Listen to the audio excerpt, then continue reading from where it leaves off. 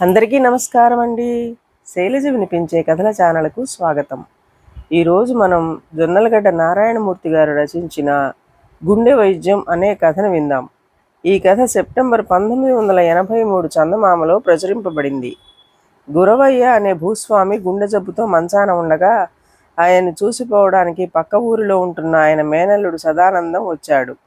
సదానందం వెంట అతడి స్నేహితుడు చిదానందం కూడా ఉన్నాడు. మేనల్లుడు చూడవచ్చినందుకు గురవయ్యకు చాలా సంతోషం కలిగింది. అయినా ఆయన ఎంతో నీరసంగా మాట్లాడలేని స్థితిలో ఉన్నాడు. సదానందం ఆయన పరిస్థితి చూసి చాలా జాలిపడ్డాడు.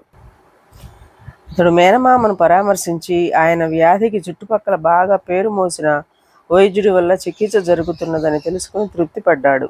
అయినా ఇంతకాలంగా వ్యాధి తిరుగుముఖం పట్టకపోవడం అతడికి ఆశ్చర్యం కలిగించింది. అతడు మేనమామకు ఏవేవో సంగతులు చెప్పడం మొదలుపెట్టాడు. గురవయ్య నిశ్శబ్దంగా అతడు చెప్పేవి విన్నాడు. ఇలా కొంతసేపు జరిగాక గురవయ్య లేని ఓపిక తెచ్చుకున్న సదానందాన్ని, మీ ఊళ్ళో చంద్రయ్య పొలాలు ఈ సంవత్సరం బాగా పండాయా అని అడిగాడు. సదానందం ఒక్క క్షణం ఆలోచించి, బాగా పండటమా? ఆయన పొలాల్లో పంట వెన్నుపురుగు తినడం వల్ల పూర్తిగా దెబ్బతినిపోయింది. దానితో మనిషి సగం కుంగిపోయాడు. లోగడలాగా సాయంత్రం వేళల్లో పొన్నుకర్ర పట్టుకొని గ్రామం మధ్య రచ్చబండ దగ్గరకు వచ్చి ప్రతాపాలు పలకడం కూడా పూర్తిగా మానేశాడు అన్నాడు. అలాగా అంటూ గురవయ్య మంచంలో లేచి కూర్చోబోయిన వాడల్లా, అతడి కూతురికి ఆ మధ్య ఏవో జమీందారీ సంబంధం వచ్చిందని ఎవరో చెప్పారు, ఆ మాట నిజమేనా అని అడిగాడు. వెంటనే సదానందం చిన్నగా నవ్వి, అదేమిటి మావయ్య, ఆ అమ్మాయికి జమీందారీ సంబంధం రావటం అట్లా ఉంచి అసలు పెళ్ళయ్యే యోగం లేదని జ్యోతిష్కులు నిర్మోహమాటంగా చెప్పేశారు. పాపం చంద్రయ్యకు ఎంత ఆస్తిపాస్తులుంటేనేం, కూతురుకు మాత్రం పెళ్లి గీత లేదు అన్నాడు.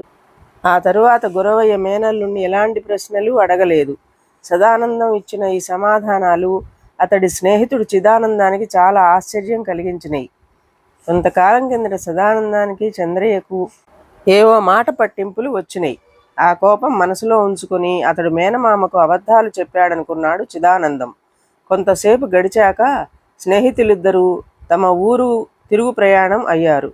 దారిలో చిదానందం సదానందాన్ని, అంత జబ్బులో కూడా మీ మేనమామ ఎక్కడో పొరుగురులో ఉన్న ఆసామి యోగక్షేమాలు విచారించి తన మంచితనాన్ని బయటపెట్టుకున్నాడు. నువ్వు మాత్రం ఎప్పుడో వచ్చిన మాట పట్టింపు మరిచిపోలేక చంద్రయ్య లాంటి పెద్ద మనిషిని గురించి అంత అలక్ష్యంగా మాట్లాడావు. కారణం ఏమిటి అని అడిగాడు. నీకు తెలియదు కానీ పెద్ద కారణమే ఉంది అంటూ సదానందం నవ్వి ఊరుకున్నాడు. ఏమిటా పెద్ద కారణం? చంద్రయ్య పొలాలు విరగపండాయని, ఆయన కూతురుకు జమీందారు కుటుంబంలోని కుర్రాడితో వివాహం నిశ్చయమైందని నువ్వెరగవా అన్నాడు చిదానందం విసుగ్గా. అవన్నీ నేనేం ఎరగనివి కావు, కానీ నీకు మా మేనమామ సంగతి అంతగా తెలియదు. అందువల్లే నన్ను అపార్థం చేసుకుంటున్నావు. నిన్నలా మాట్లాడటం వల్ల ఆయన జబ్బు త్వరగా నయమై కోలుకునే అవకాశం ఉంది అన్నాడు సదానందం నవ్వుతూ. ఆ చెప్పేదేమిటో సూటిగా చెప్పమన్నాడు చిదానందం. అందుకు సదానందం, ఈ చుట్టుపక్కల పెద్ద భూస్వాములు మా మేనమామ చంద్రయ్యే కదా. మా మేనమామ అన్ని విషయాల్లోనూ చంద్రయ్యను తన ప్రత్యర్థిగా భావిస్తాడు. అంత జబ్బులో కూడా ఆయన్ని గురించి అడగటానికి అంతకన్నా మరొక కారణం లేదు. చంద్రయ్యను గురించి నిజం చెబితే మా మేనమామ గుండె ఆగిపోయే ప్రమాదం ఉంది. ఆ పాపం నేనెందుకు కట్టుకోవాలి అన్నాడు. కొద్ది రోజుల తర్వాత చిదానందం పని మీద గురవయ్య ఉండే ఊరు వెళ్ళి ఆయన్ని చూడబోయాడు. ఆ సమయంలో ఆయన తన నౌకర్లతో పొలం పనుల గురించి మాట్లాడుతున్నాడు. మనిషి ఎంతో ఆరోగ్యంగా కనిపించాడు. చిదానందాన్ని చూస్తూనే గురవయ్య నవ్వుతూ పలకరించి తన మేనల్లుడి క్షేమ సమాచారాలు అడిగి కనుక్కున్నాడు. మా వాణ్ణి కొంచెం వీలు చూసుకుని ఒకసారి రమ్మన్నానని చెప్పు. అసలు లోగడలాగా మీరిద్దరూ కలిసి వస్తే ఎంత బాగుండేది అన్నాడు.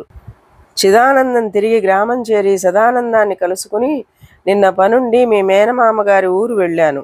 నీ గుండె వైద్యం మహిమ అనే అనుకుంటాను. ఆయన ఎంతో ఆరోగ్యంగా ఉన్నాడు అన్నాడు.